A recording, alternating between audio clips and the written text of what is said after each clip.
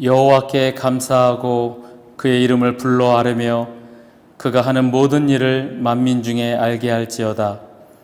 그에게 노래하며 그를 찬양하며 그의 모든 기이한 일들을 말할지어다. 그의 거룩한 이름을 자랑하라. 여호와를 구하는 자들은 마음이 즐거울지로다. 아멘.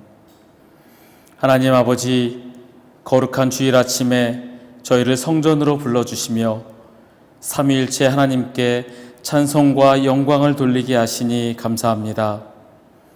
성부 하나님의 놀라운 은혜로 하나님의 자녀로 택하여 주심에 감사합니다. 성자 예수님의 십자가 속량으로 구원하여 주심에 감사합니다. 성령 하나님의 인도하심으로 우리와 늘 함께 하시니 감사합니다. 이 크신 은혜에 감격하며 주일 예배를 정성껏 올려드리오니 기쁘게 받아 주옵소서. 예수님의 이름으로 기원하옵나이다. 아멘. 사도신경으로 우리의 신앙을 고백합니다. 나는 전능하신 아버지 하나님 천지의 창조주를 믿습니다. 나는 그의 유일하신 아들 우리 주 예수 그리스도를 믿습니다.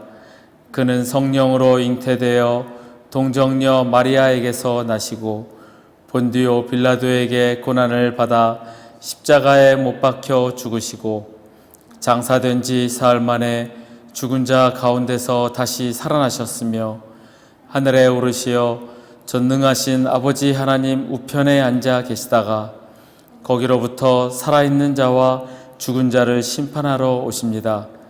나는 성령을 믿으며 거룩한 공교회와 성도의 교제와 죄를 용서받는 것과 몸의 부활과 영생을 믿습니다. 아멘.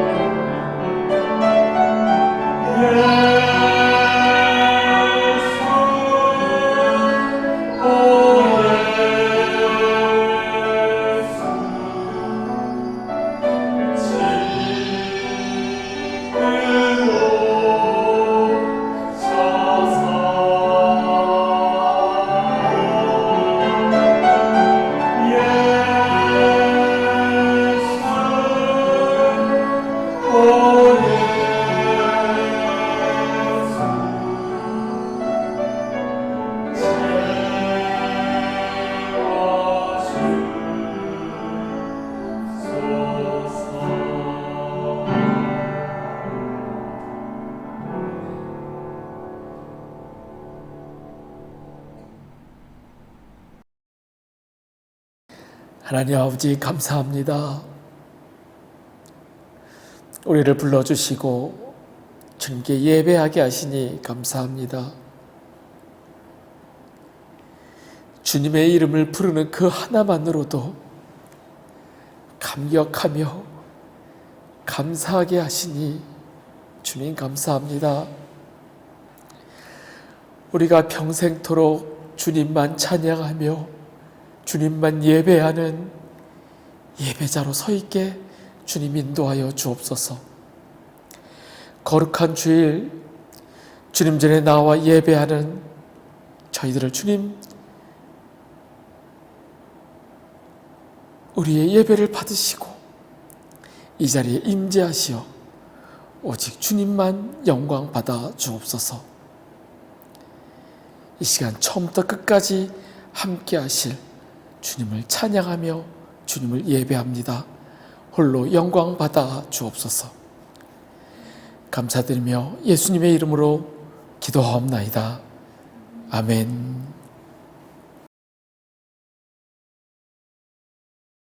오늘은 삶의 변화라는 제목으로 함께 말씀을 나누고자 합니다.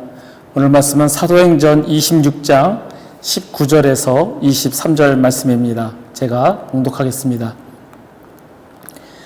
아그리빠 왕이여, 그러므로 하늘에서 보이신 것을 내가 거스르지 아니하고 먼저 다메섹과 예루살렘에 있는 사람과 유대 온 땅과 이방인에게까지 회개하고 하나님께로 돌아와서 회개에 합당한 일을 하라 전하므로 유대인들이 성전에서 나를 잡아 죽이고자 하였으나 하나님의 도우심을 받아 내가 오늘까지 서서 높고 낮은 사람 앞에서 증언하는 것은 선지자들과 모세가 반드시 되리라고 말한 것밖에 없으니 곧 그리스도가 고난을 받으실 것과 죽은 자 가운데서 먼저 다시 살아나사 이스라엘과 이방인들에게 빛을 전하시리라 함이니이다 하니라. 아멘. 우리가 예수 그리스도를 믿고 그 이름을 전하는 것은 단지 예수님이 훌륭해서가 아닙니다.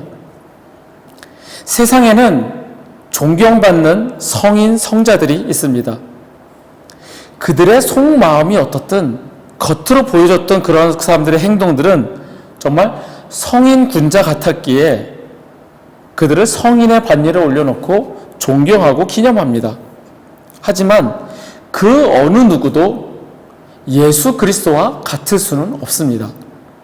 왜냐하면 예수 그리스도는 단지 성인의 반열이 아닌 천지를 창조하시고 유일하게 존재하시는 하나님의 아들이시며 삼위일체 하나님으로서 이 땅에 우리를 구원하시기 위하여 오셨기 때문입니다. 그런 예수 그리스도를 우리가 믿는 겁니다. 신약을 여는 말씀인 사복음서는 하나님의 아들이신 예수 그리스도에 대하여 증언합니다.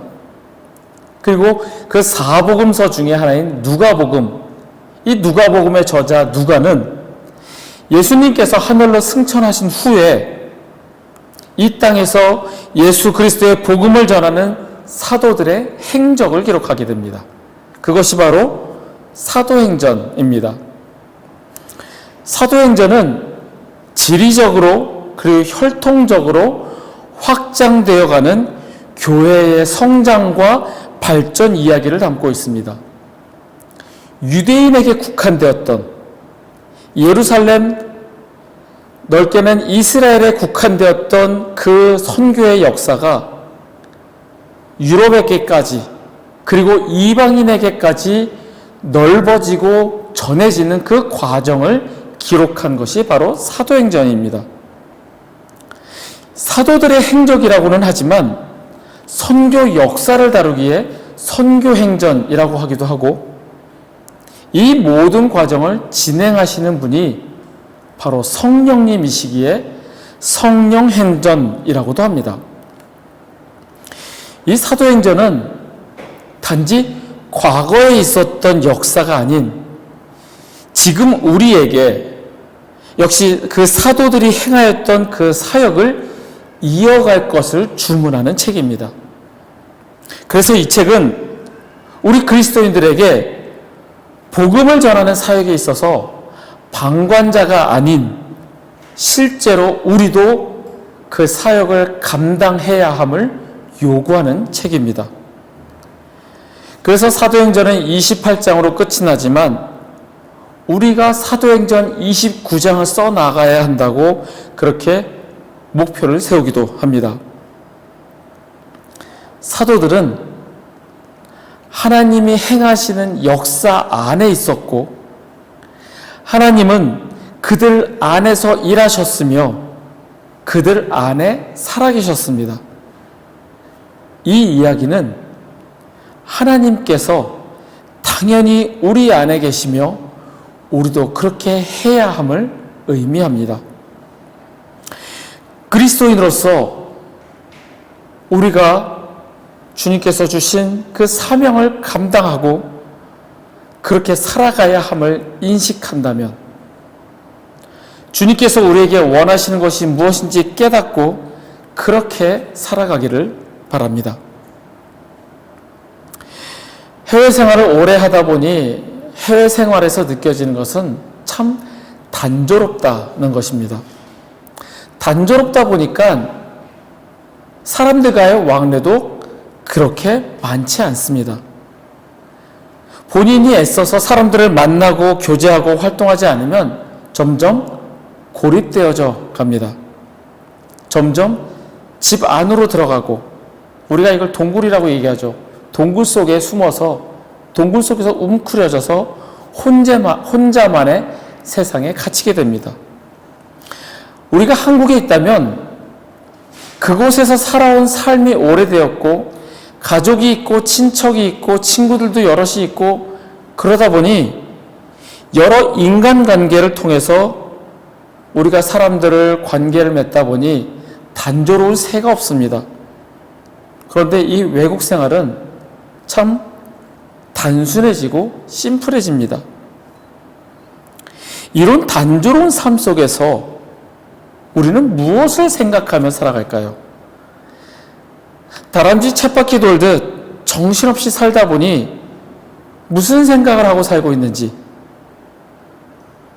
혹은 세상 사람들이 추구하는 것과 같은 생각만 하며 사는지 우리 그리스도인들은 돌아볼 필요가 있습니다.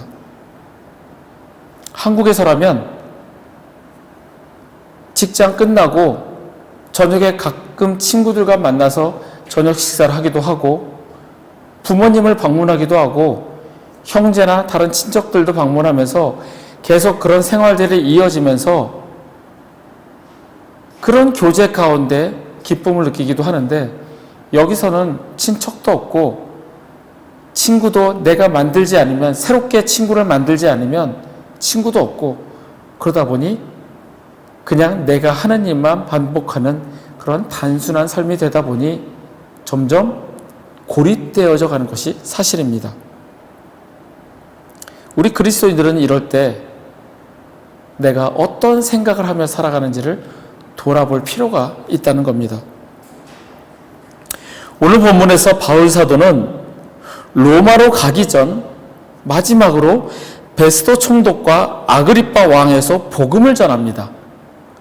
왜 자신이 예수 믿는 자들을 핍박하다가 도리어 예수 그리스도를 전하게 되었는지, 자신은 원래 정통 바리새인으로서 율법과 그 계명을 지키는 것을 인생의 제일 목적으로 삼았던 그런 사람이었음에도 불구하고 왜 내가 이렇게 180도 변해서 오히려 예수 그리스도를 전하게 되었는지를 증언합니다.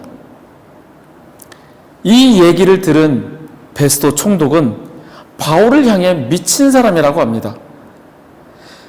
너의 많은 학문이 너를 미치게 하였다 소리칩니다.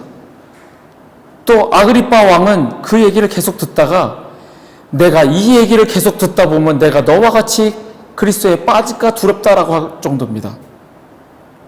바울은 베스도 총독의 말대로 미친 사람입니다. 복음에 미친 사람입니다.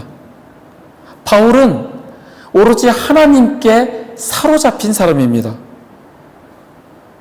주님을 만나고 그의 삶이 송두리째 변한 사람입니다. 삶이 변했다는 겁니다. 제가 성경을 읽으면서 특히 메시지 성경을 읽으면서 계속 반복되어져 나오는 말은 삶의 변화입니다. 우리가 그리스도인으로서 옛날에 이랬었다더라, 하나님이 이렇게 하셨더라 듣고 그렇지, 그게 나와 무슨 상관? 이렇게 한다면 아무 소용이 없다라는 겁니다. 말씀을 읽고 그 안에서 성령님의 감동하심을 깨닫고 삶이 변화되지 않으면 성경을 100번 읽은들, 기도를 하루에 10시간, 20시간 한들 변화가 있지 않으면 아무것도 아니라는 겁니다. 오늘 본문 20절 말씀을 메시지 성경으로 한번 보겠습니다. 나는 이 삶의 변화, 하나님께 전적으로 돌아서는 것과 그것이 매일의 삶에서 갖는 의미를 그곳 다마스쿠스에서 전하기 시작했습니다. 예루살렘과 인근 지역으로, 거기서 다시 온 세상으로 나아갔습니다. 우리가 읽는 개역개정 성경에 회개하고 하나님께로 돌아와서 회개에 합당한 일을 하라, 이 합당한 일을 하는 것, 이것을 유진 피터슨 목사님의 메시지 성경에서는 삶의 변화라고 총칭합니다. 삶의 변화가 있는 것이 바로 그리스도인이라는 겁니다. 이 삶의 변화에 대해서 먼저 회개에 대해서 이렇게 말합니다. 회개는 하나님께 전적으로 돌아서는 것, 하나님께 전적으로 돌아서는 것을 말합니다. 바울은 예수님을 만남으로 회개하였습니다. 다메섹 도상에서 예수 믿는 자들을 핍박하러 가는 그 길에서 예수님을 만나고 그리고 아라비아에 가서 3년 동안 지내며 하나님의 말씀을 묵상하고 연구하였습니다. 그 말씀 속에서 구약에서 선지자들이 예언하였던 그 메시아가 예수님임을 깨닫게 됩니다. 그래서 바울은 철저히 회개하였습니다. 예수님을 만나고 말씀을 읽고 그 말씀을 통하여 성령님께서 그를 회개하게 하셨고, 그러므로 그는 하나님께 전적으로 돌아섰습니다. 무늬만 그리스도인이 아닌 진정한 그리스도인이 되기 위해서는 이러한 회개의 과정은 반드시 필요합니다. 지금까지 난 꽤 잘 살아왔어. 교회 생활도 잘했고 남에게 피해를 준 적도 없고 헌금도 꾸준히 해왔어. 이런 것으로 내 자신이 훌륭한 그리스도인이라고 생각한다면 큰 오산입니다. 그리스도인은 늘 회개가 있어야 하는 사람입니다. 한 번의 행동과 고백으로 난 이제 충분해 라고 한다면 구원파의 논리를 따른 사람입니다. 바울이 주님을 만나기 전 바리새인으로서 철저히 율법을 지키고 계명을 사수했던 그런 완벽주의의 삶을 살았지만 예수 그리스도를 몰라보고 핍박하였던 죄, 유대인 중에 유대인이요 히브리인 중에 히브리인이요 바리새인으로서 정결하고 율법을 어김없이 살아왔던 그 삶이 자랑스러웠던 그 교만에서 벗어나 나는 죄인 중에 괴수라고 고백하였던 그 회개가 있은 후에 그는 진정한 그리스도인이 된 겁니다. 예전에 신앙생활을 열심히 했어도, 헌금생활, 말씀 묵상 잘 했어도 지금의 나는 어떠한지, 지금의 나도 예전에 주님을 향해 철저히 순종을 다짐했던 그 시절과 다름이 없는지 돌아봐야 합니다.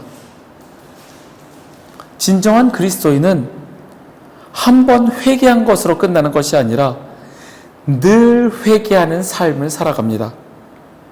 삶의 변화는 회개로부터 시작이 됩니다. 바울은 또한 회개에 합당한 일을 하는 것을 전합니다. 이는 그 자신이 회개에 합당한 일을 하였음을 말합니다. 회개에 합당한 일을 하는 것은 철저한 변화를 통해 삶이 달라지는 것을 의미합니다. 어떠한 삶이 달라진 삶일까요? 삶이 달라지는 저변에는 하나님이 내 삶의 중심이 되는 것에서부터 시작이 됩니다. 하나님이 내 삶의 중심이 되는 것, 그분께 사로잡혀 있다는 것은 단지 하나님에 관하여 생각하는 차원에 머무르는 것이 아닙니다. 우리의 의식 속에 항상 하나님이 중심이 되셔야 한다는 뜻입니다. 어린 아이들에게는 그들의 부모가 전체입니다. 부모가 우주와 같습니다. 무엇을 생각하고 행동하려 해도 아이들에게는 부모만 생각이 납니다. 어린 아이들에게 부모가 전부이듯이 우리에게 하나님이 전부여야 합니다. 내게 필요할 때만 하나님을 생각하고 내가 어렵고 힘들 때만 하나님을 떠올리는 것이 아니라 자연스럽게 하나님으로 인해 생각하고 하나님으로 인해 행동하는 삶, 바로 하나님의 사로잡혀 있는 삶입니다. 연애하는 사람은 티가 납니다. 아무리 숨기려고 해도 그 얼굴에 나 연애 중 이렇게 써 있습니다. 자신도 모르는 사이에 무의식적으로 행동이 그렇게 드러납니다.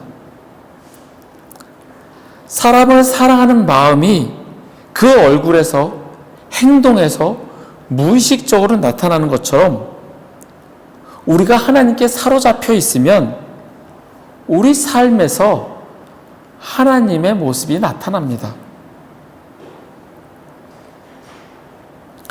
바울은 회개하였고 그의 행실이 변함으로 늘 하나님께 사로잡힌 사람이 되었습니다.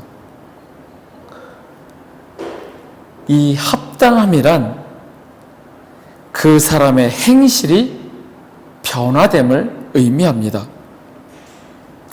마지막으로 매일의 삶에서 갖는 의미, 회개에 합당한 일을 행하는 것은 쉼 없이 지속되어야 함을 말합니다. 그의 삶이 하나님께 붙잡힌 바 되어 중단 없이 계속적으로 하나님께 붙어 있음을 말합니다. 그러기 위해서 우리는 주님과의 사귐이 쉬지 말고 있어야 합니다. 진정한 친구에게는 지속적인 사귐이 있습니다. 주님을 만나고 처음에는 그 기쁨에 늘 기도하고 주님을 만나는 시간이 있었지만 시간이 갈수록 여러 가지 이유로 인해서 주님을 멀리하게 되는 경우를 우리는 많이 보게 됩니다. 예전에는 그렇게 열심히 신앙생활했던 사람이 결혼을 하고 나서 바빠졌다라는 이유로 주님을 멀리하는 경우를 참 많이 보았습니다. 또 일을 시작하면서 그 일이 바빠서 주님을 멀리하는 경우도 참 많이 보았습니다. 돈을 벌기 위해서 주님을 멀리하고 가정을 살피기 위해서 주님을 멀리하고 이런저런 이유로 주님을 멀리하는 경우를 참 많이 보았습니다.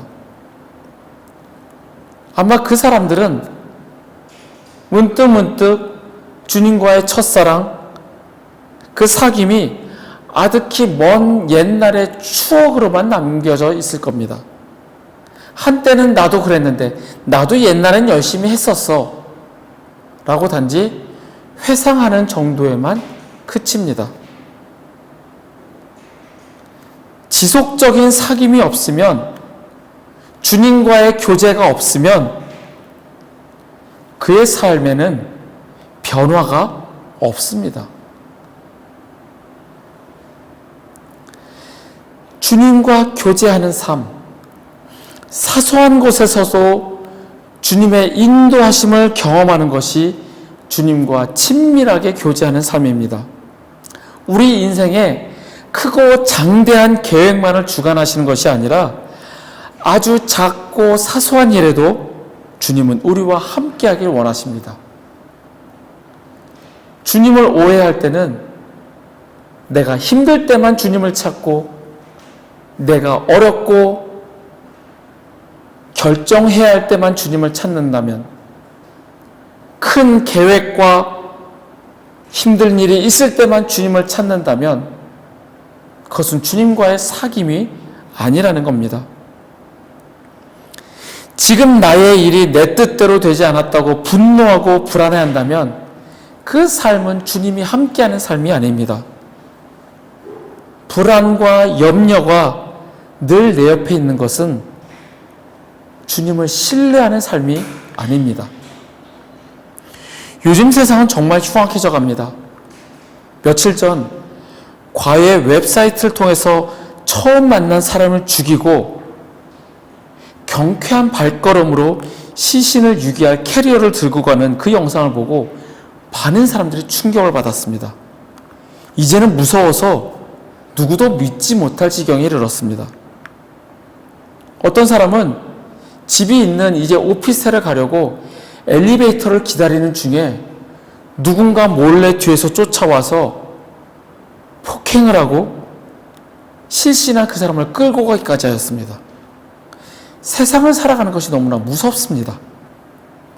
그렇다고 불안해서 염려가 가득해서 사람을 만나지 않고 살아야 될까요? 집안에만 갇혀서 그렇게 살아야 될까요? 주님이 지켜주심을 믿기에, 주님이 주관하심을 믿기에 우리는 염려하지 말아야 합니다. 매일매일 지극히 작고 사소한 것에도 간섭하시는 주님을 믿는다면 우리는 불안해할 필요가 없습니다. 하나님께 사로잡히면 우리 안에 염려나 불안이 들어오지 못합니다. 예수님께서 산상수훈에서 염려하지 말라 이렇게 말씀하신 이유입니다. 염려는 이방인들이 하는 것이라 말씀하셨습니다. 우리가 하나님께 사로잡혀 주님과 교제가 늘 지속된다면 염려하지 않게 됩니다. 바울은 하나님께 사로잡혀 있기 때문에 염려와 불안이 없었습니다. 그래서 감옥에 갇혀서도 찬송과 기도하였고, 오늘 본문에 나온 것처럼 바울이 예루살렘으로 가면 환난을 당할 것이며 붙잡혀 갈 것이라는 그 예언을 받았으면서도 그 일이 그의 사명이며 주님의 인도하심이라 믿었기에 그는 많은 사람들의 반대를 무릅쓰고 간 겁니다. 그 예언대로 바울은 붙잡혔고 로마로 가기 전 마지막으로 베스도 총독과 아그리파 왕에서 복음을 전하는 그 사역을 감당하는 겁니다. 이후의 여정에서도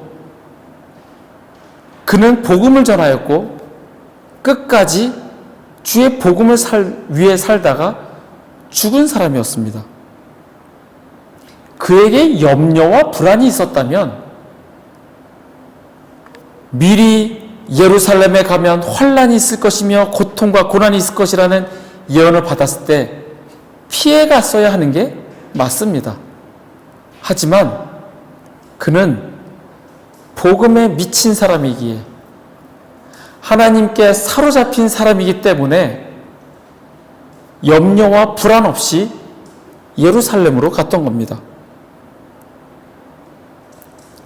그의 삶이 변화되었기에 하나님께 사로잡혀 있었기에 주님과 늘 지속적으로 교제하였기에 그는 염려하지 않고 불안에 떨지도 않고 예루살렘에 갔고 결국 그는 붙잡혔고 로마에 압송되기까지 하였습니다.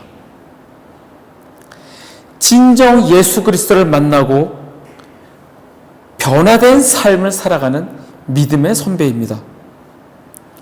우리에게도 이러한 삶의 변화가 필요합니다. 단지 교회 생활하는 것으로 끝나는 것이 아니라 삶의 변화가 필요합니다. 삶의 변화라는 것이 단지 길을 가다가 거지에게 돈을 주고 착한 일을 하고 그런 행위만을 의미하는 것이 아니라 하나님께 사로잡혀 우리의 의식 가운데 하나님이 나의 중심이 되는 것이 삶의 변화입니다. 끊임없이 주님과 교제하며 주님이 내 안에 계셔서 지켜주심을 믿고 염려와 불안에 떨지 않고 사는 것, 이것이 삶의 변화입니다. 사소한 것 하나까지 간섭하시는 그 주님을 경험하는 것이 삶의 변화입니다. 우리에게 이러한 삶의 변화가 있기를 바랍니다. 무늬만 그리스도인이 아니라 삶의 변화가 있는 그러한 그리스도인이 되시기를 바랍니다. 그리고 그러한 삶의 변화를 통하여 지금 내가 있는 이곳에서부터 이 변화를, 주의 복음을 전하시는 저와 여러분이 되시기를 간절히 소원합니다. 함께 일어나셔서 우리 찬양하시겠습니다.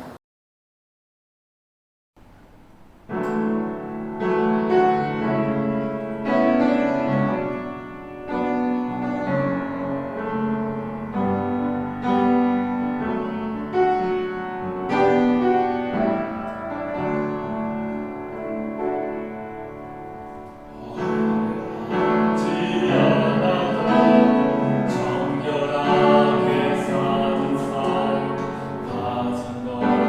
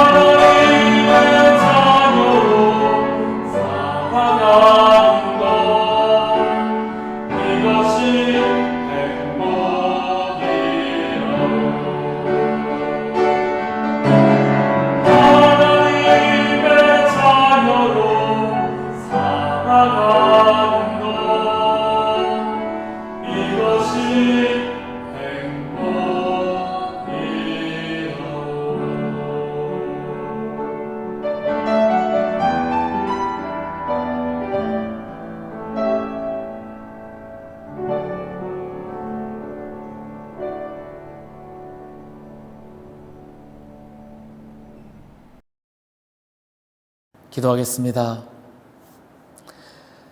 하나님 감사합니다. 말씀으로 깨우쳐 주시니 감사합니다. 하나님, 우리의 삶이 하나님께 사로잡혀 있는 삶이 되게 인도하여 주옵소서. 늘 주님과 교제를 통하여 하나님이 내 삶의 중심이 되시며 어떠한 생각에도 하나님이 내 삶을 좌우하시며 사소한 것에서도 간섭하시는 하나님을 경험하며 그 뜻에 순종하며 살아가는 우리 모두가 되게 주님 인도하여 주옵소서. 여호와는 내게 복을 주시고 너를 지키시기를 원하며 여호와는 그의 얼굴을 내게 비추사 은혜 베푸시기를 원하며 여호와는 그 얼굴을 내게로 향하여 드사 평강 주시기를 원하노라. 지금은 우리를 구원하신 우리 구주 예수 그리스도의 은혜와 독생자를 보내어 죽이시기까지 우리를 사랑하신 아버지 하나님의 크신 사랑과 우리 안에 계시며 우리가 말씀대로 살아가도록 도우시는 성령님의 교통 역사하심이 거룩한 주일 주의 전에 나와 예배드리며 말씀대로 살아가기를 원하는 우리 회복교회 교우들과 그 가정 위에 그들의 일터와 주의 날 예배드리기 위해 모인 전 세계 모든 교회 위에 우리 조국 대한민국과 이 땅 말레이시아 위에 지금부터 영원토록 함께 하시기를 간절히 축원하옵나이다. 아멘.